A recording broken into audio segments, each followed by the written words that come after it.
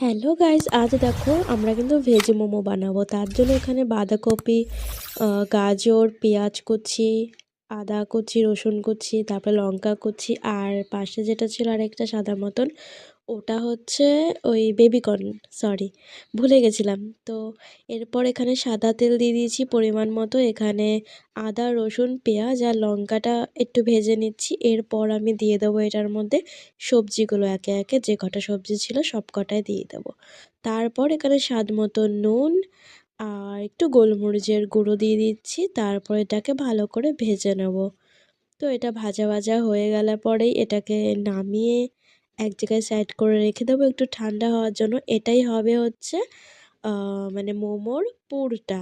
এটা ভেজ মোমো বানাচ্ছি আমরা, কোনো মানে চিকেন টিকেন কিচ্ছুই দেবো না। এই যে এটা কিন্তু ভাজা হয়ে গেছে, এবার সাইড করে রেখে দেবো। আর এখানে চাটনিটা বানিয়ে নিচ্ছি। তো শর্ট ভিডিও করছি যেহেতু পুরোটা তোমাদের দেখাতে পারলাম না, আমি বলে দিচ্ছি। চাটনিটা বানানোর জন্য প্রথমে শুকনো লঙ্কা আর রসুন আর টমেটো আর তেঁতুল, এগুলো কিন্তু আমি জলে, সরি তেঁতুলটা জলে ফোটাইনি, তো ওগুলো আমি ফুটিয়ে নিয়েছি জলের মধ্যে। তারপর ওগুলো মিক্সি করে আমি এখানে নুন আর তেঁতুলটা দিয়ে আর চিনি দিয়ে ভালো করে ফুটিয়ে নিচ্ছি। তারপরে হয়ে যাবে আমার চাটনি বানানো। আর এখানটা দেখো একটা সাজ, মানে পিঠে বানানোর একটা সাজ ছিল। তো এটার মধ্যে কিন্তু আমি মোমোর শেপটা দিয়ে নিচ্ছি। আসলে মোমো যেরকমই শেপ দাও না কেন কোনো সমস্যা নেই, একটা শেপ দিলেই হলো।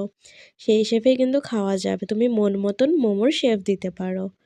তো তার জন্য আমার কাছে এই সাজটা ছিল পিঠে বানানোর, তো এটার আমি শেফ দিয়ে দিলাম। আর আমার মা কিন্তু অ্যাকচুয়ালি মোমোর যেই শেফটা হয় সেই শেফটা কিন্তু আমার মা দেবে। আর এই যে আমি মোমোর শেফটা দিলাম, তোমরা দেখে বলো কেমন হয়েছে মোমোর শেফটা।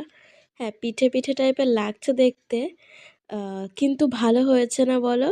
আর এটাতে কখনোই পিঠে বানাইনি, এটা নতুন পুরো, প্রথমে এটাতে মোমোই বানালাম।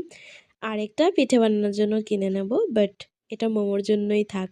এরপর দেখো মা কিন্তু বানিয়ে নিচ্ছে, আমি দুটো বানিয়েছি, তারপর মা বানিয়ে নিচ্ছে। যেটা অ্যাকচুয়ালি দোকানে কিনতে পাওয়া যায় মোমো যেই শেফটা হয় সেটাই মা করবে। মা ওই ফার্স্ট এই শেফটা দিল, মাও কিন্তু আগে পারতো না। তো জানি না হয়ে গেল একটা শেফ। তো মা এটা শিখে গেল নিজে থেকেই। দেখো কত সুন্দর কিন্তু করে ফেললো মা এটা। তো এটা মা 4টে বানিয়ে ফেলবে, আর আমি যেটা করছিলাম ওটাও আমি 4টে বানিয়ে ফেলবো। এই দেখো আরও কয়েকটা বানানোর আছে, ওগুলো আমরা বানিয়ে নিই চলো। আর এরপর কিন্তু এই থালাটার